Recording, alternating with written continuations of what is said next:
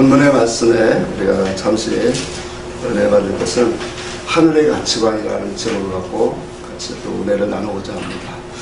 오늘 예수님께서 오늘 본문의 사건을 보면 해당인지 어느 집인지는 우리가 알 수 없으나 예수의 복음에 대한 가르침을 한참 가르치던 중에 누가 왔죠?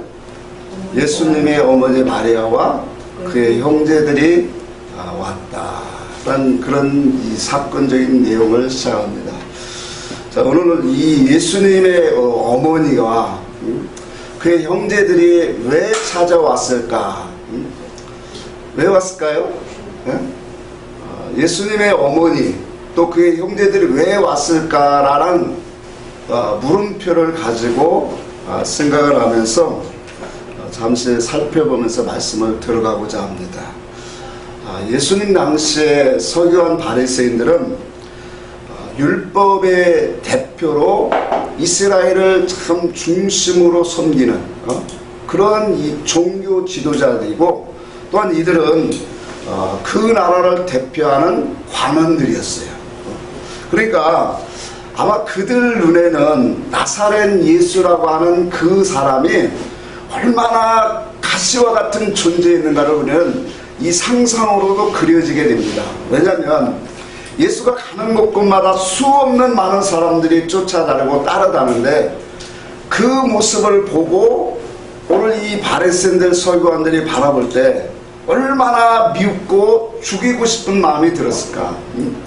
근데 예수를 죽이고 싶은 마음이 있어도 죽일 수 없는 것은 많은 백성들이 그를 옹호하고 쫓았기 때문에 그를 죽일 수가 없죠. 그래서 바리새인들 서기관들이 볼 때 예수가 말하고 증거하는 모든 것들을 보니까 자기들이 가르치는 것과 달라요. 그러니까 어떤 계획과 이 판단이 서냐면 하나님의 말씀으로 주신 율법을 어기는 자라고 하는 판단이 서게 되어지는 거예요. 그러니까 그 속에서 나오는 여러 가지 기사와 이적과 표적은 그들의 생각은 뭐라고 했냐면, 우리가 전 시간에 봤지만 누구를 힘입어서 귀신을 쫓아낸다 생각하셨어요? 귀신의 왕 바알세불을 힘입어 귀신을 쫓아낸다라고 그렇게 생각을 하고 있어요. 그러니 그들의 눈에는 예수를 얼마나 죽이고 싶었을까? 그러니까 죽이고 싶은데 수없는 많은 사람들의 눈과 모든 것이 있기 때문에 죽이지 못하니까 그들 생각 속에는 뭐예요? 어떠한 그러한 방법을 가리지 않고 예수를 참 흠을 잡고 죽이려고 하는 그러한 것들을 마련할까요? 안 할까요? 오늘날 우리가 정치계를 보면, 정치계 드라마를 보면 참 무섭잖아요. 네? 이 나사렛 예수는 어디 출신이에요? 갈릴리 나사렛 지방이에요. 그리고 나사렛 지방은 오늘날로 말하면 시골 벽촌이에요. 우리가 이 옛날 사극을 보면 제가 얼마 전에 영화를 한 편 우리 아들 집에 가서 보여줘서 봤는데 관상이라는 영화예요. 근데 다른 건 다 기억이 안 나요. 근데 하나 영적으로 딱 부딪히는 게 있었어요. 그게 뭐냐면 그 아들과 아버지가 출세라고 하는, 아버지도 그렇고 아들도 그렇고, 아들은 공부를 뛰어나게 머리가 좋아서 잘하는데 그래서 출세와 성공을 가지고 부모와 자식이 다 한양으로 올라가는 거예요. 그래서 성공을 해요. 근데 그 마지막이 뭐냐면 세상을 잡고 나보니까 결과적으로 나온 게 뭐냐면 다 허무함이고 죽음이고 고통이었다는 거예요. 그러니까 다른 내용들은 싹 사라지는데 그 내용만 내게 다 꽂혀져요. 야, 그렇구나. 인생을 향해서, 세상을 향해서, 물질을 향하고 세상을 소망하고 달려가는 그 끝은 뭐냐? 이와 같이 불행이고 후회함이고 다 헛된 것이구나. 자, 우리가 또 이런 생각을 한번 해보세요. 시골에서 이 출세한 사람과 4대 가문에서 여기 말하는 이 바리새인과 같은 사람하고 싸우게 된다면 어떻게 될까요? 그 결말이. 그걸 안 봐도 뻔하게 나오잖아요. 그렇죠? 자, 그런 것처럼 오늘 이 예수님이 오늘 이 증거하는 그 복음을 볼 때 서기관 바리새인들에게는 너무나도 예수를 미운 거예요. 그러니까 가진 수단 방법을 가리지 않고 예수가 증거하고 행하는 모든 행적들을 가로막고자 했을까요? 안 했을까요? 그러니까 그러한 취지에서 보면은 지금 이러한 이 서기관과 바리새인들은 그 나라의 관원이라고 했어요. 정치가들이에요. 그러니까 권력을 갖고 있는 그들이 많은 것들을 가지고 수없이 뭐예요? 압박을 하고 여러 가지 수단을 다 동원했을 것이다. 그러다 보니까 어떤 생각이 나오냐면, 자, 마리아와 그의 형제 그 집에 가서 예수라는 사람의 집을 찾아가서 당신의 아들이 이렇게 이런 일을 하고 다닌다. 그러니 말려라. 좀 저지해라. 그러한 얘기도 아마 들어갔을 가망이 크더라. 자, 중요한 것은 예수님의 어머니 이 마리아와 그의 형제들이 예수께 찾아온 것은 요 두 가지 중에 하나예요. 하나는 서기관과 바리새인들의 압력을 받아서 찾아왔든지, 아니면 예수가 행하시는 그런 모든 것들을 소문으로 듣고 찾아오게 되어진 거예요. 근데 어떠한 생각을 갖고 그들이 찾아오게 되었는가를 우리는 말씀 속에 끄집어내야 이 말씀에 풀려지더란 말이에요. 그러니까 어떤 생각을 갖냐, 그러니까 위의 정치가들 서기관과 바리새인들의 압력을 통해서 왔든지, 아니면 예수가 행하시는 그 모든 표적과 이적을 오늘 소문으로 듣고 그 소식을 듣고 찾아왔던 한 가지 결론은 이거예요. 그러니까 계속적으로 이러한 상태로 예수가 나아간다면 분명한 사실은 이거예요. 바리새인들과 서기관들에게 미움을 받아서 결과적으로 뭐 한다는 거예요? 죽게 되어진다는 거예요. 그러니까 이 어머니와 이 형제들까지도 예수님 사역 초기에는 그가 메시아고 그리스도로 오신 것을 알았어요? 몰랐어요? 몰랐기 때문에 이러한 생각을 가지는 것은 당연한 거예요. 왜? 당시의 정치 지도자들이단 말이에요. 그러니까 그 당시에 종교 지도자들은 이스라엘은 우리나라의 국회의원과 같은 관원이더란 말이에요. 그러니까 그들을 대항해서 맨날 독사의 새끼들이라고 하고 욕을 하고 책망을 하니 결과는 큰하게 나온 거예요. 왜? 이 세상도 힘없는 사람이 자기 지식과 지혜를 똑똑하다고 어떤 정치가와 대립하고 싸운다면 그 결과는 보지 않아도 뻔하게 나와요. 어떠한 모략과 수단을 사용해서 그를 처단하게 되어 있단 말이에요, 세상은.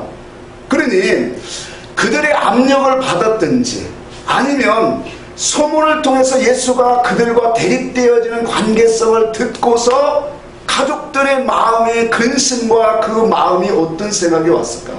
야, 이대로 계속 둔다면 예수가 결과적으로 바리새인들과 서기관들에게 미움을 받아서 결과적으로 죽게 될 것이다. 그런 생각이 들까요, 안 들까요? 지금 그 마음을 갖고 온 거예요. 성경에는 기록 없지만 그 속에 있는 은밀 계시가 그렇게 나온단 말이에요. 그러니까 그 마음을 갖고 지금 예수를 뭐 하려고 오는 거예요? 그러니까 타일내려고. 야, 너 왜 그렇게 이 관원들과 서기관과 바리새인들과 대립되어서 좋을 게 뭐 있냐? 그들과 연합해서 좋게 하나님의 일을 하면 좋은데 왜 그렇게 대립되면서 이와 같이 가느냐? 그러면 너의 종말이 어떻게 되겠느냐? 그런 마음의 생각과 판단을 가지고 예수를 말리고자 지금 왔다라는 거예요. 여러분, 우리가 이와 같은 사건을 가지고 지금 이와 같은 사건으로 전개되어지는 이 모습을 가지고 주님이 땅의 가치관이 무엇이고 하늘의 가치관이 무엇인가를 주님 말씀하고 있다는 거예요. 한 사람이 당신의 어머니와 형제들이 밖에 서 있나이다. 그러니까 예수님이 그 사람을 향하여 뭐라고 했어요? 누가 내 어머니고 형제 자매냐. 그러면서 오늘 본문에 말씀하시는 것이 누구든지 아버지, 하늘 아버지의 뜻대로 행하는 자가 내 형제요 자매요 어머니니라 그래요. 자, 그러니까 예수님이 말씀하시는 그런 가치관은 분명히 땅의 가치관과는 너무나 다르다는 거예요. 자, 그래서 오늘 이와 같은 이 사건을 바라보면서 오늘 우리에게 중요한 것은 하늘 아버지의 뜻을 가진 가치관으로 우리는 만들어져야 되고, 또 우리가 말씀을 우리가 계속 듣다 보면 그렇게 만들어져 가고 있다라는 거예요. 자, 하나님의 구원의 역사는 이것을 만들려고 자꾸 우리를 불러내요. 그렇다고 우리의 가족과 혈연 관계를 부인하는 게 아니에요. 그래서 성경에 그랬죠. 첫째 계명이 뭐예요? 네. 하나님을 사랑하는 거잖아요. 이 세상의 모든 것보다 나보다 내 자녀를, 주님이 그랬죠. 나보다 내 자녀를, 내 부모를, 내 세상의 모든 것들을 사랑하면 내게 뭐하지 않다? 합당치 아니하니라. 그러니까 우리의 마음속에서 어떤 것을 가장 사랑하는 신앙으로 만들기를 원해요? 하늘 아버지, 하나님을 사랑하는 그 믿음을 만들기를 원하시더라고요. 자, 그런데 이와 같은 믿음으로 우리를 불러내는 것이 뭐냐면 구원이다 말이에요. 구원. 그래서 이 구원을 이루기 위해서 하나님은 당신의 택한 백성들을 1차로 불러내고 2차로 계속적으로 불러내고 있다는 거예요. 자, 아브라함에게 창세기 12장에 보면 아브라함에게 그랬어요. 내 본토, 친척, 아비 집을 떠나 어디로 가라? 내가 지시할 땅으로 가라 그래. 그러니까 내 본토와 친척과 아비 집을 떠나라는 것은 뭐예요? 이 세상에 네가 담고 있는 뿌리와 근본을 다 뭐예요? 버리고 오직 뭐예요? 내가 지시할 땅은 가나안 땅이지만 하나님의 약속의 말씀으로 이끄는 땅을 말한단 말이에요. 다시 말하면 하나님이 지배하는 나라로 우리를 뭐예요? 세우기를 원하신다. 골로새서 우리가 한번 보십시오. 골로새 1장에 보면 13절을 보면 그러겠죠? 한번 찾지 않고 읽고 갈게요. 자, 흑암의 권세에서 우리를 뭐 하셨다? 건져내셨다 그래요. 자, 하나님의 나라는 이 땅에 속한 것이 아니다라고 그렇게 분명히 그렇게 말씀하고 있어요. 그러니까 구원이라고 하는 것은 단순히 우리가 예수 믿고 하늘나라 가는 그런 차원이 아니에요. 하나님의 구원은, 궁극적인 구원은 뭐예요? 하나님의 지배하고 다스림이 있고 하나님의 영으로 이끌림을 받는, 그래서 하나님의 행하시는 그것을 찬양하는 사람이 되기를 바라시는 구원이다라는 거예요. 이게 우리를 향하신 하나님의 온전한 구원이에요. 하나님이 그러니까 이와 같은 나라를 우리 안에 세우시려고 흑암의 권세에 있던, 흑암이라고 하는 건 뭐예요? 어둡다라는 거죠. 그 어둡다라는 말을 다른 이치로 말하면 하나님을 아는 것이 깜깜하다라는 거예요. 그러니까 하나님을 알지 못하면 우리는 흑암 속에서 살게 되어 있어요. 죄악 가운데 살게 되어 있어요. 이런 나라에서 건져내서 어디로 이끌어낸다고요? 사랑하는 아들의 나라다. 그 아들의 나라는 진리의 통치예요. 그러니까 아들이 다스리는, 진리로 우리를 새롭게 만들어가는 그 사람 속에 뭐예요? 하나님과 동행하고 하나님이 지배하고 다스리는 나라로 세워지더라. 이것이 바로 뭐냐? 임마누엘이다라는 거예요. 자, 하나님은 이 그림을 그리시는 거예요. 이 구원의 역사를 우리에게 이끌어 가기를 원하고 있다는, 그래서 이 구원의 역사를 이루기 위해서 하나님은 한 번 부르고 두 번 또 부르는 거예요. 성경에 보면 왜 율법과 복음을 주셨을까요? 율법을 통해서 우리에게 뭘 깨닫게 하신다고 했어요? 죄를 깨닫게 하세요. 하나님 앞에서 내가 얼마나 죄인가를 고백할 때 그 속에서 복음 진리를 알게 하세요. 그래서 이스라엘 백성들에게 수없는 그러한 이 광야 생활 중에 하나님이 계속적으로 우리에게 보여주시는 이치가 있어요. 광야 백성들이 물을 몇 번 건넜나요? 네? 물을 몇 번 건넜을까요? 지사를 몇 번 건넜어요? 네? 네. 물을 몇 번 건넜어요? 가나안 땅에 가는데 두 번 건넜죠. 한 번은 첫 번째가 어디예요? 홍해예요. 그걸 고린도전서 10장에는 홍해에서 뭘 했다고 했죠? 세례를 받았다 그래요. 그러니까 예수를 믿고 교회에 오면 우리가 뭘 받아요? 세례 받는 거예요. 그것을 홍해로 얘기를 하고 있더라고요. 근데 그 첫 번째 그 홍해를 건너는 것은, 세례 받는 것은 이 구원의 이치를 예수 그리스도의 은혜로 되어지는 거예요. 근데 또 한 번의 물을 건너는데 그건 어떤 곳이냐면 요단강을 건너는 거예요. 그래서 요단강은 무엇을 말하냐면 성령의 세례를 의미하더라. 그러니까 하나님이 한 번 주시고 두 번을 또 보여주시는 거예요. 자, 하나님의 말씀도 계명도 하나님이 무엇에다 써줬어요? 돌판에다가 모세에게 써줬어요. 돌판에다 처음 그 받은 것은 하나님이 모든 것을 다 준비해서 하나님이 주신 거예요. 그러니까 우리의 구원은, 여기서 말씀하는 모든 것들은 뭐냐, 우리의 구원은 나의 의지와 노력과 모든 것이 하나도 없는 거예요. 오직 하나님의 선택하심이에요. 우리의 선택함은 영원 전에 하나님이 선택하셨어요. 여러분 집에 가서 요 게시물을, 앞으로 이제 게시물을 거좀 줄 거예요. 왜냐하면 성경 공부를 못하니까 좀 프린트물이라도 좀 자주 드리려고. 요 말씀에 대한 기초니까 좀 자꾸 읽어보시기 바랍니다. 그래서 하나님께서 이와 같은 이 나라를, 하나님의 나라를 세우기 위해서 두 번씩을 계속 하는 거예요. 모세에게 하나님이 이 십계명을 주실 때는 돌도 누가 준비하셨어요? 하나님이 준비하셨어요. 쓰신 것도 하나님이에요. 근데 그것은 내려올 때 우상을 섬기고 죄악 가운데 이 송아지 앞에서 먹고 뛰노는 그들의 앞에서 뭐에 던져서 깨뜨렸지. 그게 뭐예요? 우리의 죄 가운데 예수 그리스도가 십자가에 죽으신 것을, 파괴된 것을 의미해요. 그래서 다시 한번 이제는 뭐예요? 돌판을 새겨주시기 위해서 이제는 말씀하시는 게 뭐냐면 네가 그 돌판을 깎아오라, 그렇게 말하는 거예요. 이게 뭐예요? 두 번째 하나님이 말씀을 주시는 거예요. 그러니까 성경은 전부 다 이렇게 주세요. 하나님이 반석에서 물을 낼 때도 몇 번을 물을 내셨어요? 두 번을 물을 내셔요. 한 번은 반석을 쳐서 뭐하라? 물을 내려요. 그러니까 반석을 쳐서 물을 내셨죠. 그러니까 반석이 누구예요? 다 설명할 수 없지만 예수님이에요.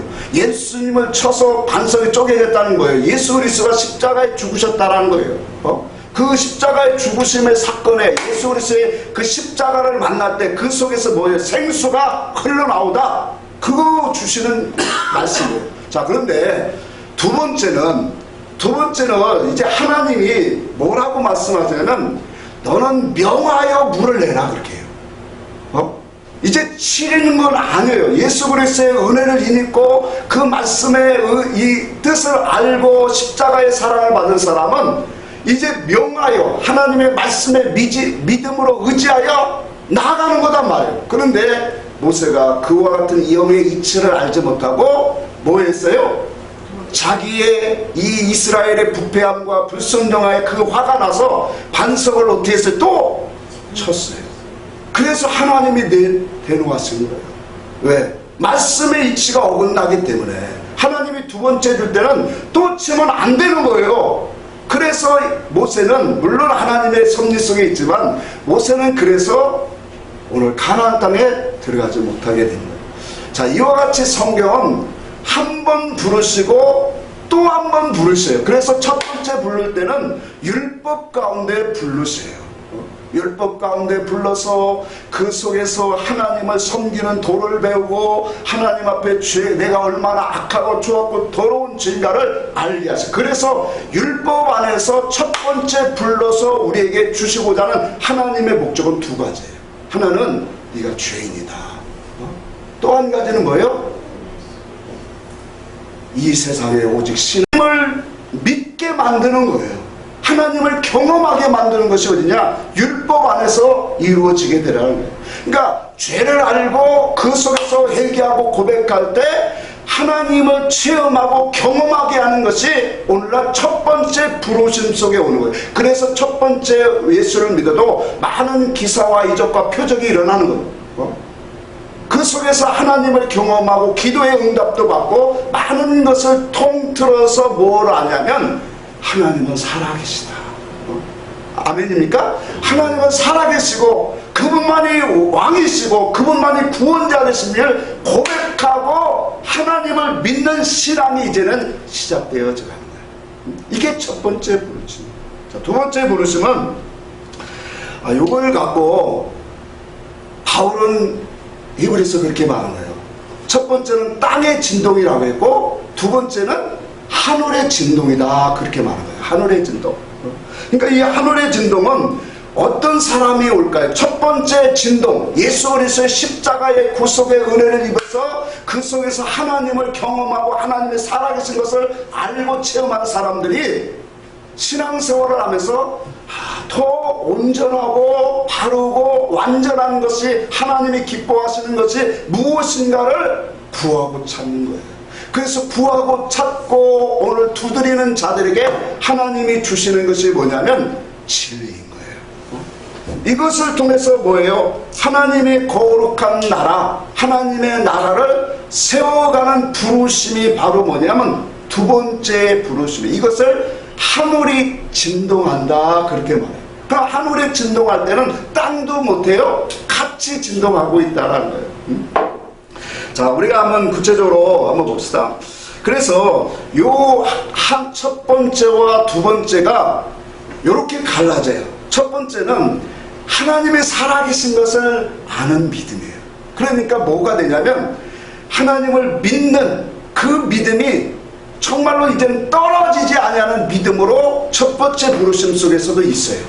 그런데 요 믿음 속에서는 아직도 믿기는 믿는데 자의적 숭배가 되어지다. 왜? 진리가 감춰져 있고 하나님의 의와 뜻과 섭리가 감춰져 있기 때문에 하나님이 무엇을 원하시고 정말로 하나님이 기뻐하시는 것이 무엇인가를 알지 못한 상태잖아요. 그렇죠? 그러다 보니까 뭐예요? 온전한 신앙으로 구원을 이루어갈 수 없게 되어져요. 그래서 두 번째 신앙은 두 번째 우리의 부르시는 건 뭐냐면 하나님을 아는 거예요. 하나님을 아는 거예요. 자, 보세요. 우리가 에베소 이건 한번 읽어봅시다. 에베소 4장 신약성경 에베소 4장 봅시다. 잘한 말씀이지만 13절 봅시다.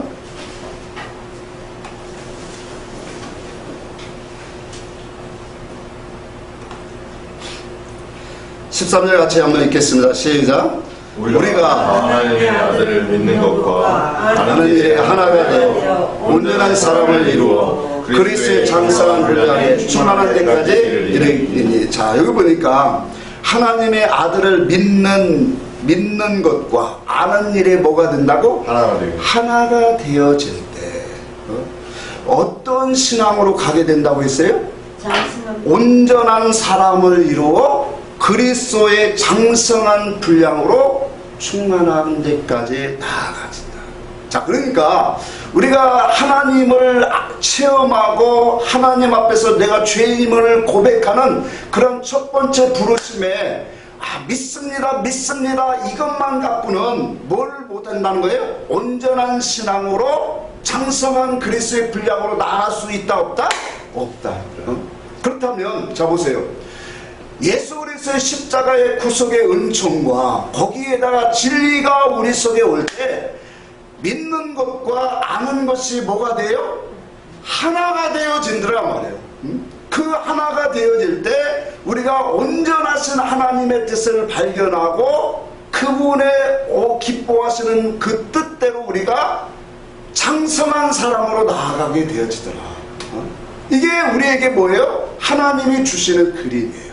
자, 디모데전서 1장도 한번 잠시 볼까요? 2장. 디모데전서 2장에 보면 4절 제가 했습니다. 하나님은 모든 사람이 구원을 받으며 진리를 아는 데 이르기를 원하시는 자, 모든 사람이 구원을 받아요. 자, 구원은 무엇으로 된다고 했어요? 네? 은혜로 되어져요. 그 은혜는 다른 말로 말하면 십자가를 뭐예요? 구속의 십자가의 사랑을 믿고 나아가는 거예요. 그게 은혜예요. 그러면 그것을 통해서 누구든지 뭐가 된다고요? 구원을 받는단 말이에요. 근데 구원을 받는데 하나님의 궁극적인 그 목적 세계로 들어가니까 우리를 구원하시는 그분의 구원이 어떤 것이다라는 그림이 이제 오게 되어지고 우리로 그 구원에 참여하려고 하니까 뭐가 알게 되어야 돼요? 진리를 아는 데에 이르기를 원하시느니라. 아멘. 왜? 진리가 오야. 이것이 이 갈라디아서 4장에는 계시의 믿음이 오야만 우리가 뭐예요? 어린아이에 있지 않냐고 이제는 세상 풍조에 휘말리는 그런 사람이 아니 되더라. 그러니까 온전한 신앙으로 하나님을 섬겨갈 수 있다라고 말하는 거예요. 자, 그러니까 한번 정리를 해봅시다. 땅에서 우리가 예수를 안 믿던 사람이 예수를 나와요. 믿고 나와요. 그러고 십자가라고 하는 큰 것들을 이제 은혜를 우리가 경험하게 되어질 때 우리의 인생 신앙생활이 완전히 바뀌어집니다. 하나님을 알고 하나님의 살아계신 것을 경험할 때 이제 바뀌어져요. 어떻게 바뀌어져요? 억지로 교회 생활을 하던 사람이 이제는 자유로 기쁨을 갖고 하나님 앞에 나오게 되더란 말이에요. 억지로 엄마에게 끌려 나오고 누구에게 끌려 나오던 사람이 십자가의 구속의 은혜를 힘입으면 이제는 뭐예요? 자유로 하나님을 섬기는 믿음이 되어지더라. 그런데 그 믿음이 되어서 이 믿음 속에서 많은 것들을 깨닫게 되어져요. 예를 들어서 세상 속에서는 세상에 살다가 이 모든 것들을 다 가져도 내 목숨 잃으면 뭐예요? 다 헛되다. 죽으면 다 헛된 것이구나. 그러니까 내가 죽으면 어디로 가야 될지 무엇을 어떤 세계가 있는지를 전혀 깜깜하게 모르던 사람이 이제 그의 사랑을 인해보니까 믿음으로 와주는 게 뭐냐? 영생이 있고 구원의 약속이 분명히 있다. 그 속에서 우리에게 여러 가지 신앙의 생활이 이제 하나님 앞에 살게 되어져요. 그래서 아까도 얘기했지만 이와 같은 속에서 우리는 온전한 신앙으로 하나님의 그림 안으로 반드시 나오야 된다는 거예요. 그 그림은 어디 안에 있기 때문에? 진리 안에 있기 때문에. 그래서 진리라고 하는 것은 하나님의 뜻과 마음과 의사와 계획과 목적이 다 담겨져서 그것을 나타내는 것이 진리의 말씀이다. 그렇게 말해요. 자, 그래서 우리가 율법 안에서 많은 행실을 합니다. 교회 생활을 하고 수없이 헌신과 봉사를 하지만 그것을 가지고는 온전한 신앙으로 나아가지 못합니다. 자, 오늘날은 특별히 이단들이 너무나 많아요. 우리를 유혹하고 우리를 빠뜨리고 바른 길에서 어긋나게 하는 그런 이단들이 너무 많기 때문에 우리가 말씀의 기초와 진리의 지식을 반듯하게 가져야 돼요. 왜 그러냐면 우리가 마태복음 7장 21절에 주님이 오늘도 말씀했죠. 아버지의 뜻대로 행하는 자들이 뭐라고요? 내 형제요 자매요 어머니라 그랬죠. 마태복음 7장에도 마지막 날에 그날에 너희가 다 주의 이름으로 뭐라고 했어요? 나더러 주여 주여 하는 자마다 다 천국에 들어갈 것이 아니라 무엇이라고 했어요? 오직 하늘에 계신 아버지의 뜻대로 행하는 자라야 들어가리라. 그렇게 말씀하고 있어요. 그래서 하늘의 아버지의 뜻대로 행하는 그 부르심은 바로 두 번째 하늘의 진동이라는 사실이에요. 두 번째 부르심에 오늘 우리는 참여하는 믿음의 역사가 이루어져야 돼요. 왜 이것이 중요합니까? 아까도 말했지만 첫 번째 부르심은 하나님을 그 살아계심을 믿고 그 속에서 신앙생활을 해가는데 하나님의 언약과 약속과 영광이 다 감춰져 있어요. 하나님의 분명한 목적이 다 감춰져 있기 때문에 오늘 두 번째 부르심으로 우리는 반드시 나아가야 되는 거예요.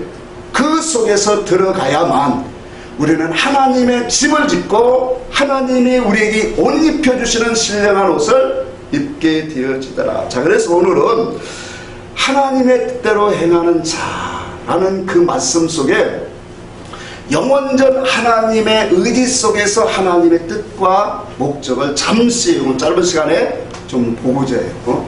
자, 영원전 하나님의 의지 속에서 왜 인생을 하나님이 선택하셨고 왜 우리에게 이 세상을 만드셨는가? 이건 물론 성경을 통해서 우리에게 나오는 거예요. 자, 우리가 하나님을 사랑의 하나님이라 그래요. 그렇죠? 사랑의 하나님. 사랑의 하나님인 그 하나님의 바탕을 가지고 이 원인을 가지고 모든 일을 진행하시는데 왜 하나님이 우리를 선택하시고 왜 세상에 보내셨는가? 이것이 하나님의 영원전부터 하나님의 계획하신 뜻 속에 우리는 알아야 된다. 그래서 오늘 이 프린트물의 세 번째 칸에 있는 그 말씀 세 가지를 갖고 잠시 보고자 합니다. 자, 하나님이 성경에 나타난 우리에게 하나님의 영원전 하나님의 뜻이 무엇일까? 하나님이 무슨 목적을 가지고 우리를 선택하시고 우리를 만드셨을까요? 그것은 하나님이 누리시는 그의 세계의 영광과 아름다움을 우리에게 주고자 하네요. 우리가 많은 사람들이 그래요. 자, 이사야 43장 봅시다. 이사야 43장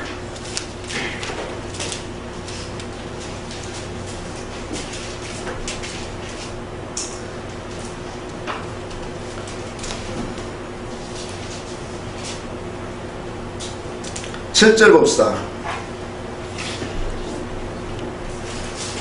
7절과 21절을 한번 보겠습니다. 시작. 내 이름으로 불려지는 모든 자 곧 내가 내 영광을 위하여 창조한 자를 오게 하라. 그를 내가 지었고 그를 내가 만들었느니라. 21절 같이 한번 또 읽고 설명하겠습니다. 21절 시작. 이 백성은 내가 나를 위하여 지었나니 나의 찬송하게 하려 합니다. 자, 이 말씀을 보니까 7절에 보면 내 영광을 위하여 뭐 했다 했어요? 창조하였다 그랬어요. 그 자를 오게 하라. 그리고 21절에 보니까 나의 찬송을 뭐예요? 내가 이 백성을 내가 나를 위하여 지었나니 나의 찬송 나를 뭐하게 하리라? 찬송하게 하리라. 자, 요걸 보세요. 자, 하나님은 사랑의 하나님이라고 그랬어요. 근데 요 말씀을 우리가 표면적으로만 딱 보면은 뭐 때문에 하나님이 우리를 창조했는가 딱 나오냐면 하나님이 우리를 불러서 하나님 아버지의 그 위대하시고 전능하시고 크신 그분을 찬송하고 영광을 받기 위해서 우리를 만드신 것처럼 표면으로는 그렇게 나와요. 그래요, 안 그래요? 그러면 이것은 사랑이 아닌 거예요. 그러면 하나님 내 영광을 위하여 창조되었다라고 하는 이 말씀을 그 속으로 들어가 보면 무엇이 하나님의 영광이냐라고 우리는 들어가 보야 하는 거예요. 제가 이 말을 할 때 항상 이런 얘기를 해요. 부모와 자식 간에 우리가 비유를 들어서 부모가 자식에 바라는 것은 다 어지간히 한결같아요. 자기 일에 충실해서 자기가 갈 길을 잘 가는 거. 그것이 바로 뭐예요? 부모의 마음의 기쁨이고 그게 효도하는 길 아니에요. 그렇죠? 근데 일찌감치 부모에게 효도한다고 학교도 가지 않고 그것으로 뭔 일을 해서 돈을 벌어서 내가 이와 같이 돈을 벌었더니 받으세요 하고 하면 그 부모가 그것을 뭐예요? 기뻐 받을까요? 마음에 근심이 있는 것처럼. 자, 하나님을 영화롭게 한다라고 하는 게 뭘까요? 하나님의 창조 속에서 우리를 계획하신 그 뜻을 우리가 알지 못하면 이 영광이라고 하는 자체가 전혀 비틀어져 버린다는 거예요. 하나님이 왜 우리를 선택하셨는지요? 왜 우리를 선택하시고 우리를 왜 부르시고 왜 세상이라는 이 만물 세상을 만들어서 여기에 보내셨을까? 이와 같은 이 원인된 그 본질을 알지 못하면 하나님 앞에 모여서 찬송하고 예배하고 이것을 위해서 하나님이 우리를 지으셨다 이렇게 말하게 되는 거예요. 아니에요. 하나님은 사랑의 하나님이에요. 하나님의 누리시는 그 세계, 그 세계가 너무나 만족하고 즐겁고 아름답고 그 세계가 영화로운 세계이기 때문에 하나님이 이 세계를 누구와 함께 나눌까 하고 선택하신 것이 우리 사람입니다. 하나님의 그 아름다움, 하나님이 누리시고 기뻐하시고 만족하시는 그 영화로운 영적인 세계를 우리에게 주시려고 하시는 분이 누구시라고요? 하나님이세요. 하나님은 그 자신 홀로도 영광이 충만하신 분이에요. 이것이 지금 이 잠깐 드려지는 말씀이지만 요 지식이 너무 중요해요. 이 지식 아래서 모든 것을 우리는 하나님의 말씀이 풀려져 나와야 되더란 말이에요. 그러니까 하나님은 영광이 홀로, 누가 영광을, 우리가 막 영광을 돌린다고 기뻐하시는 분이 아니라 그분은 자체도 홀로 영광이 충만하시고 부족함이 없는 분이다 말이에요. 그런데 왜 인생을 택하셨느냐? 당신이 기뻐하고 누리고 그 사랑을 나눠주기 위해서, 그 사랑 나누기 위해서. 그래서 여기서 내 영광을 위하여 창조된 자라는 것은 하나님이 행하시는 일, 하나님의 그 사랑과 그 은혜와 하나님이 행하시는 그 일들을 바라보고 느끼고 깨닫는 사람, 그 사람을 뭐하라? 보게 하라. 그러니까 우리 인생에 뭘 하면 드리면 얼마나, 하나님이 만유의 주인이신데, 아멘? 아멘. 만유의 주인 되신 그분이 오늘 돈 몇 푼 드린다고 그분이 먹으세요? 가지세요? 소고기 소 잡아서 번제로 드리면 하나님이 그거 잡수시나요? 아니잖아요. 만물의 모든 것이 다 뭐예요? 누구 거예요? 하나님 거잖아요.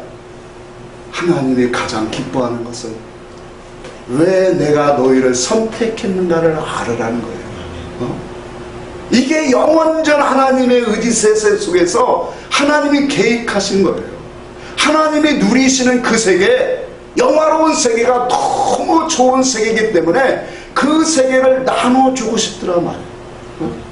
그러니까 그 세계를 나눠주려고 하나님이 계획하시고 당신의 택한 자들을 선택하신 거예요. 그 속에는 불택자도 있는 거예요.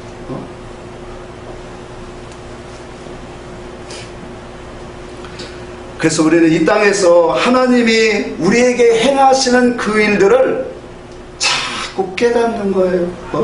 배우는 거예요. 그리고 하나님이 우리를 위해서 이와 같은 사랑을 할 거, 어떻게 창조자가 우리 피조물인 인생을 위해서 자기의 독생자를 이 땅에 내려보내고 그 피조물로 보내고 그 피조물을 위해서 십자가에 죽기까지 할까요?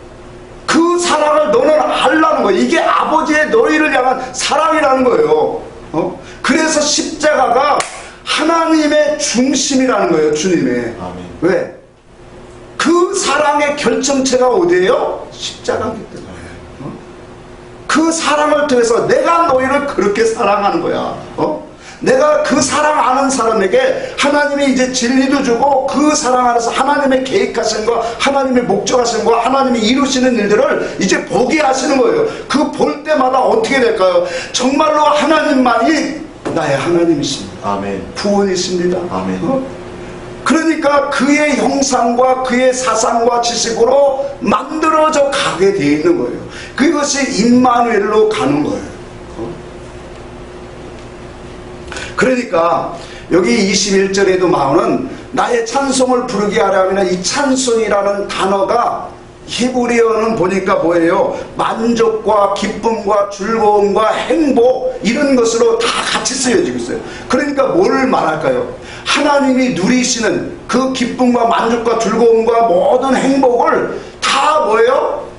노래라고 하는 단어에 담아넣어서 이거 주고 싶다라고 하는 거예요. 여러분, 이 세상 우리가 살아가면서 우리가 믿음 생활하면서 하나님을 만난 사람은 세상에서 가장 기쁨이 어떤 걸까요? 하나님 만나는 기쁨이에요. 세상에 어떤 것을 가지고, 자, 하나님의 사랑을 안 사람은 세상 것에 아무리 갖다 줘도 하나님 관계가 끊어지면 재미가 하나도 없어요. 왜? 하나님 사랑을 알기 때문에. 그러니까 하나님 사랑 엎드리게 되는 거예요. 회복시켜 주세요. 하나님의 사랑의 을로 들어. 이 관계 속에서 하나님의 사랑을 우리가 알고 그 속에서 뭐예요? 찬송하기를 원하는 거예요. 이것을 새 노래다, 그렇게 말해요. 계시록 14장에 보니까 시온산에 서 있는 14만 4천이 그 속에 아버지의 이름과 어린 양의 이름을 기록했대요. 그들이 부르는 노래가 뭐예요? 새 노래를 부르고 있더라. 새 노래는 우리가 새 찬송가로 지어진 노래가 아니라 하나님의 의사와 뜻과 계시와 그 하나님의 행하시는 일들이 드러나서 내 속에서 기쁨으로 만족하고 하나님을 영광 받으세요 하고 아멘 아멘 하는 게 여러분 새 노래예요. 여러분, 이와 같은 은혜가 넘치기를 바랍니다. 이 새 노래를 부를 수 있는 자를 하나님이 오늘도 부르시고 있는 거예요. 우리 인생 속에서. 그러니까 이와 같은 하나님의 그 기쁨과 만족을 우리에게 주시고자 하나님 우리를 선택하고 부르신 것. 두 번째로 하나님이 우리를 부르신 것은 에베소 1장을 잠시 봅시다. 신약성경 에베소 1장. 자, 두 번째 여기 다 나왔죠? 기록에.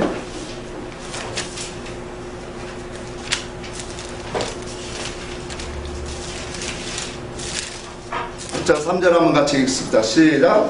찬송하리라. 하나님 곧 우리 주 예수 그리스도의 아버지께서 그리스도 안에서 하늘에 속한 모든 신령한 복을 우리에게 복 주시되 곧 창세전에 그리스도 안에서 우리를 택하사 우리로 사랑 안에서 그 앞에 거룩하고 흠이 없게 하시려고. 자, 여기까지 봅시다. 자, 여기 보니까 누구 안에서 우리에게 이와 같은 복을 주셔요? 그리스도 안에서, 기름 부음 안에서. 아멘. 기름 부음, 성령의 기름 부음 안에서, 진리 안에서, 같은 말이에요. 진리 안에서 우리에게 복을 주시되 하늘에 속한 뭐예요? 신령한 복을 주신다. 그 신령한 복이 뭐냐면 창세전에 그리스도 안에서 우리를 택하시고 우리를 사랑 안에서 거룩하고 흠이 없게 하시는 하나님의 역사를 우리로 뭐예요? 이루어지게 하시리라. 이게 뭐예요? 이게 신령한 복인 거예요. 그래서 우리로 하여금 뭘 원하시냐면 한번 봅시다. 6절에도 봅시다. 다 읽어버렸는데 이는 그가 사랑하시는 자 안에서 우리에게 거저 주시는 바 그의 은혜의 영광을 뭐하게 하려 하시니라? 찬송하게 하려 하시니라. 그의 우리를 그 은혜의 영광, 이거 은혜는 십자가를 통해서 우리에게 주시는 하나님의 그 은혜잖아요. 예? 우리를 사랑하시고 우리를 선택하시고 우리를 용서하시고 우리를 품으시는 그 모든 것들, 그게 은혜인데 그 속에서 뭐예요? 영광을 찬송하게 하는, 그 영광은 하나님의 의사와 뜻과 계획하시는 모든 것들을 보고 깨닫는 것을 말하는 거예요. 그게 영광인 거예요. 그래서 영광은 구약성경에 보면 얼굴하고도 같이 우리에게 비교하고 있어요. 하나님의 얼굴을 뵙는 것이 영광인 거예요. 그러니까 하나님의 얼굴은 바로 하나님의 뜻과 의사를 깨닫는 거예요. 그것이 바로 그 은혜와 그분의 행하시는 영광을 뭐하게 하려 하십니다? 찬송하게 하려 하십니다. 이게 12절에도 그랬죠. 이는 우리가 그리스도 안에서 전부터 바라던 그의 영광의 찬송이 되게 하려 하십니다. 전부터 바라시던 일이래 이게. 아멘? 그러니까 영원전 하나님이 의지 속에서 이 세상을 창조하기 전에 영으로 하나님이 계획하신 것이 이거예요. 그리스도 안에서 당신의 택한 백성들이 하나님의 사랑과 은혜와 사랑을 알고 그의 영광을 알아서 그분을 찬송하는 거. 그래서 나온 말씀이 그걸 했잖아요. 탕자비요. 아들이 나가서 다 호랑망탕하게 소멸했지만 소비했지만 돌아올 때는 어떤 마음을 갖고 왔어요? 아버지의 마음을 이해하는 깨닫는 아들로 돌아왔더라고요. 그게 누구예요? 그게 우리예요. 우리. 그래서 아버지의 마음을 깨닫고 우리는 아버지의 사랑을 느끼고 살아가는 거예요. 아멘? 자, 세 번째로 보니까 이거예요. 로마서 한번 봅시다. 8장 17절을 봅시다. 그러니까 우리 인생이 동물과 다른 것이 한 가지 있다면, 물론 다른 것이 있지만 동물과 다른 것 중에 가장 으뜸이 뭐예요? 우리 심령 안에 뭘 줬다고? 영을 하나님이 만드셨다고 합니다. 그 영을 만든 것은 뭐예요? 하나님의 속성, 하나님의 인격으로 하나님의 성품을 닮아갈 수 있는 사람으로 만들게 하셨다는 거예요. 그것이 바로 뭐냐? 그리스도 안에서 예수를 통해서 이제 주시는 그 말씀, 기름 부어진 말씀을 통해서 부활하신 생명의 말씀으로 우리에게 뭐예요? 그 세계를 하나님이 펼쳐주시겠다는, 이것이 골로새서 1장에서는 하나님이 우리에게 하신 만세와 만대를 또 감췄던 비밀이라 그렇게 말한 거예요. 근데 이와 같은 하늘의 역사적인 그 축복을 우리가 알지 못하고 간다면 얼마나 억울하냐 말이에요. 왜? 하나님의 영원전부터 이 계획을 갖고 택자들을 선택하셨기 때문에 그런 거예요. 그래서 좀 아까도 읽은 것처럼 바라던 것이다. 전부터 하나님이 바라시던 것이다. 이게 하나님이 계획하셨던 일이라는 거예요. 그게 뭐예요? 우리로 그의 영광을 알아서 그분의 뜻과 그분의 계획하신 일들을, 그가 행하시는 구원의 역사를 우리가 알고, 정말로 하나님만이 하나님이시다. 그분만이 정말로 내 주인이시다. 그 고백을 이루게 하시는 거예요. 자, 그러니까 이런 고백 속에서 진리의 말씀을 들을 때마다 우리 인생은 이제는 땅의 가치관에서 자꾸 멀어지는 거예요. 땅의 지식 속에서, 땅 이외에 율법 안에서는 아직까지도 뭐예요? 하나님을 체험하고 하나님을 믿지만 그 속에서는 뭐예요? 세상 하늘의 지혜와 하늘의 가치관을 갖지 못해요. 왜? 땅의 지식으로 하나님을 섬기고 있기 때문에, 통용문자로 섬기고 있기 때문에. 그러니까 이 세상에서 열심히 충성 봉사한다 해서 그것은 땅의 지식 차원에서 하나님을 사랑하고 하나님을 열심히 섬기기 때문에 하늘의 지혜와 지식이 없기 때문에 하늘의 가치관으로 우리가 올라갈 수 없게 되어진다는 거예요. 그럼 단순히 뭐예요? 그냥 순전하게 하나님을 사랑합니다. 그것도 고귀한 믿음이야, 사실상. 그런데 하나님을 알아가면, 믿는 것과 아는 것이 하나가 되어지면, 온전하게 되어져서 그 온전한 것을 고린도서 2장에 온전한 자는 모든 것을 다 판단하느니라. 아멘. 온전한 것은 다 판단한다. 온전한 것이 뭐예요? 고린도서 13장도 말했죠. 온전한 것이 올 때는 이제는 부분적으로 알던 것을 뭐 했다? 다 버렸다. 그러니까 율법 안에서 부분적으로 알았던 것이 이제 온전한 것이라고 하는 것은 진리가 온 거예요. 계시의 믿음이 오니까 다 버리게 되더라 말이에요. 그건 중요한 게 아니더라고요. 그러니까 우리를 뭐예요? 하나님의 지식과 사상으로 만들어 가다 보니까 우리의 이 땅에 몸을 갖고 살지만 뭐예요? 하늘의 생각을 갖고 구원 이루는데 목적을 두고 살아가더라. 자, 예수님이 지난 시간에 되겠지만 30세까지는 목수의 아들, 요셉의 아들로 일하셨어요. 근데 30세가 나서 요단강에서 세례 받으니까 거기서 누가 오셨어요? 임하셨어요? 성령이 임하시니까 이제는 이 세상의 육정을 갖고 어떠한 감정을 갖고 일하시는 분이 아니라 아버지의 뜻과 의를 행하죠. 마찬가지 우리가 하늘의 지혜와 하늘의 성령의 그 가르침 부르심이 오면 우리가 우리의 마음과 지식과 사상이 예수 그리스도 하늘의 것으로 점점 바뀌어져 가고 만들어져 가고 있습니다.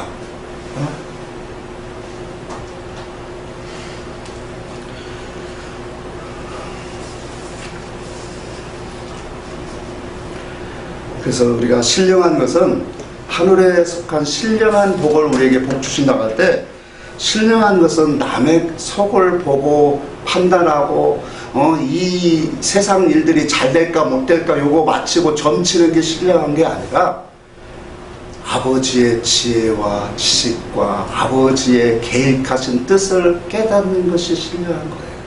하늘의 것을 우리가 깨닫는 것이 신령한 것이다. 그것이 와져야 하나님의 목적하는 사람으로 가지더라. 그래서 하늘의 신령한 복을 우리에게 복 주신다는 것은 하나님의 행하시는 모든 일들을 깨닫게 되어진다는 거예요. 오늘 여러분들에게 이와 같은 은혜가 넘치시기를 바랍니다. 이 믿음이 되어지면 참된 아들이 되어지는 거예요. 참된 아들. 그 전까지는 뭐예요? 우리를 무슨 아들이라고 했어요? 양아들. 양아들이에요. 율법 아래서 우리가 속하면 양자와 같은 자들이에요. 근데 하늘의 참된 진리와 예수의 생명으로 연합되어지면 이제는 아버지의 친아들이 되어지는 거예요. 이게 친아들. 이게 디도서 1장에 나오는 말씀이에요. 디도서 3장의 경우. 친백성이 되어진다. 친아들이 된다. 그리고 이것을 갖고 장자가 되게 하려 하십니다. 그렇게 말씀을. 자, 8장 17절 한번 봅시다. 시작. 자, 시작. 자녀이면 또한 상속자, 곧 하나님의 상속자요. 그리스도와 함께한 상속자니 우리가 그와 함께 영광을 받게 하여 고난도 함께 받아야 할지. 자, 자녀이면 뭐가 되어진다고요? 상속자가 되어진대요. 자, 하나님이 영원된 의지세계 속에서 계획하시고 설계하신 게 뭐예요? 하나님이 누리시는 세계, 하나님이 그 누리는 세계를 뭐예요? 당신의 택한 백성들에게 나눠주고 싶다 그랬죠. 그 나눠주고 싶은데, 자 보세요. 하나님은 공의의 하나님이에요. 공의의 하나님. 인격의 하나님이고 공의의 하나님이에요. 근데 하나님이 그 영원 세계에서, 자 보세요. 오늘날 학자들이 그래요. 학자들이 아니 하나님이 그런 세계에서 그런 계획을 하셨다면 뭐하러 인생을 이와 같이 이 험난하고 고통스러운 죄악 가운데 이 땅을 만들고 이 땅에 던져주고 왜 이렇게 인생을 고생하게 만드냐. 그냥 그 영원한 세계에서 그를 선택했으면 하나님의 그 영원한 세계에서 그냥 쭉 살게 하시지. 그래야 한 거예요. 이런 질문을 할 수 있잖아요. 누구든지 가질 수 있는 생각이에요. 근데 왜 그렇게 하나님이 하시냐? 이건 하나님의 공의와 하나님의 속성을 너무 모르는 소리예요. 자, 하나님이 이 세상 만물을 창조하신 그것이 뭐냐면 하나님의 공의, 하나님의 공평을 이루고자 합니다. 자, 보세요. 어떤 사람에게는 하나님의 택한 사람 안에서 말하는 거예요. 어떤 사람에게는 좋은 부활을 거기서 있게 하고, 어떤 사람은 낮은 부활을 있게 한다면 그건 불공평한 거예요. 그래서 하나님의 택한 백성들에게 이런 이 물질 세상을 만들고 이 물질 세상에 하나님의 택한 백성들을 보내서 불택자들과 함께 살면서 그 속에서 하나님 택한 자들은 언제든지 하나님의 부르심을 받게 되어 있어요. 그래서 첫 번째 교회에 나오는 것은 우리가 전도를 하고 막 그런 걸 하지만 그 모든 것이 누구의 능력이다? 하나님의 능력이에요. 우리의 구원은 우리 인간의 노력이 하나도 없다니까. 이건 하나님의 절대적인 주권이에요. 선택적이에요. 선택이에요. 그러고 나서 우리가 온전한 구원을 입기 위해서는 뭐예요? 힘쓰고 애쓰고 부르짖고 말씀 앞에 엎드려야 되는 거예요. 그러니까 하나님의 이런 선택적인 구원을 통해서 하나님의 교회로 율법 안에 들어온 모든 백성들이 힘쓰고 애쓰고 하나님의 의와 뜻을 찾고 그 속에서 하나님을 참 발견한 사람들이 이제는 뭐예요? 하나님이 바라시는 옷을 입게 되죠. 하나님이 기뻐하시는 신령한 집을 지어지네요. 그렇게 지어진 자들에게 하나님은 그 나라를 뭐 하겠다는 거예요? 그래서 오늘 여기에요. 아들이면 상속자다 말이에요. 네가 친아들이 되었느냐? 그러면 하늘나라에 뭐가 된다? 상속자로 하나님이 이제 주겠다라는 거예요. 그래서 광야 백성들이 거기서 광야에서 불평과 원망하던 사람은 광야에서 다 죽어버렸고 그 광야에서 새로 태어난 사람, 이걸 우리가 영적으로 의미한다면 에베소 4장에 있는 말씀처럼 하나님을 따라 의와 진리로 거룩함을 입은 새 사람들이에요. 그 새 사람들이 어디를 들어가요? 가나안 땅에 들어가는 영의 이치를 먼저 보여주신 거다. 그러니까 오늘 우리도 똑같은 거예요. 하나님의 말씀을 통해서 이제 그 참된 아들로 아들로서 우리가 그분을 닮아지고 그분의 형상을 입혀지는 거. 그래서 하나님의 나라는 많은 것을 여기서 드린다고 하는 거 가서 으뜸이 되는 게 아니에요. 예수 그리스도를 얼마나 아느냐, 그분의 사랑으로 변화되었느냐, 그거예요. 그래서 내가 예수를 닮은 만큼 가까이 한 만큼 그분을 사랑한 만큼 우리는 뭐예요? 그 세계는 누릴 수 있고 쓸 수 있는 세계예요. 하나님의 나라는. 자, 우리가 이 세상에서는 공평하다라고 하는 것을 어떻게 얘기해요? 오늘날 복지에 대해서 많이 얘기하잖아요. 그 복지가 뭐예요? 똑같이 거둬서 모든 사람이 거쳐서 모든 사람에게 어떻게 해요? 공평하게 나눠주자고 하는 게 오늘날 복지로 나오잖아요. 그 복지가 유럽에서 그렇게 줘서 망한 거예요. 성경에서 나오는 하나님의 공평은 그런 공평이 아니에요. 똑같이 나눠준다고 하는 공평이 아니에요. 하나님의 공평은 뭐예요? 말씀에 근거한 거예요. 하나님의 말씀에서 근거해서 어떤 것으로 나면 수고한 대로, 행한 대로, 힘쓴 대로, 심은 대로, 집을 잘 지은 대로, 옷을 잘 입은 대로 수고하고 힘쓴 만큼 그 나라에서 그대로 보상해 주는 게 하나님의 공평이에요. 그게 하나님의 의로움이다 말이에요. 오해하면 안 돼요. 그러니까 세상에서 말하는 그런 공평은 똑같이 모든 사람에게 분배해 주는 거지만 하나님의 공평은 그게 아니에요. 힘쓴 대로, 또 노력한 대로, 하나님 앞에 심은 대로, 일한 대로, 그것도 하나님의 옳은 뜻 안에서 그렇게 하는 대로 하나님 뭐 하시겠다? 주시겠다. 그래서 우리에게 뭐예요? 이 땅에서 선한 싸움 싸워라. 이겨라. 자, 보세요. 우리가 이 세상을 살아가면서 이와 같은 하나님의 그림을 우리에게 보여주신 거예요. 이와 같은 그림을 보여주셨는데 우리는 이 세상의 육체가 가지기 때문에 우리가 이 땅에서 수없는 크고 작은 일들이 얼마나 많이 부딪히면서 그거에 고민하고 괴로워하고 고통상하게 하냐면, 그래 안 그래요? 자녀 문제, 생활의 문제, 삶의 문제, 이런 것들이 너무나 뭐예요? 그래서 이것을 누가복음 21장에 그렇게 말하는 거예요. 바다의 파도와 같다. 인생을 비유할 때 바다의 파도와 같이 수없는 그러한 크고 작은 사건들이 밀려와서 우리를 뭐예요? 염려하고 근심하게 하고 그것으로 고통하게 만들어. 근데 여기에 빠져버리면 안 되더란 말이에요. 이게 뭐예요? 다 유혹하는 세상을 우리를 하나님이 이 경건한 자손으로 만들기 위해서 이 세상에 보여주는 만드신 재료들이 이러한 것들이 우리를 힘들게 하고 괴롭게 하고 고통스럽게 합니다. 그런 것들이 올 때마다 우리는 하나님이 우리에게 설계하시고 그리신 그림을 볼 수 있는 영혼들이 되시기를 바랍니다. 왜? 이 세상은 보세요. 교회가 나가면 우리에게 부딪히는 것은 너무 힘들고 괴로운 거예요. 그래요 안 그래요? 그러니까 그 괴로움을 우리에게 왜 주실까요? 괴로움이 없는 사람은 부자 보세요. 부자는 죽는 게 원통하고 괴로울 거예요. 그러나 그런 고통과 괴로움이 올 때마다 하늘나라 소망하는 삼고 믿음으로 싸워 이기고 나에게 하나님의 약속하신 세계, 그 약속한 세계를 붙잡고 우리는 뭐예요? 그 약속한 세계가 우리에게 약해지지 않도록, 내게서 멀어지지 않도록. 그래서 계시록에 있잖아요. 끝까지 붙잡는 자에게 구원이 있다. 내가 잡은 것을 뭐하라? 빼앗기지 않도록 뭐하라? 굳게 잡으라. 우리에게 주신 이 지식, 이게 하늘의 지식인데 이 하늘의 지식을 갖고 우리는 선한 싸움을 싸워야 됩니다. 아멘. 그 선한 싸움을 싸워야 되는데 우리의 삶에 내려가면 왜 이렇게 고통스럽고 혼란하고 우리를 고민하게 하는 일들이 많은지 몰라요.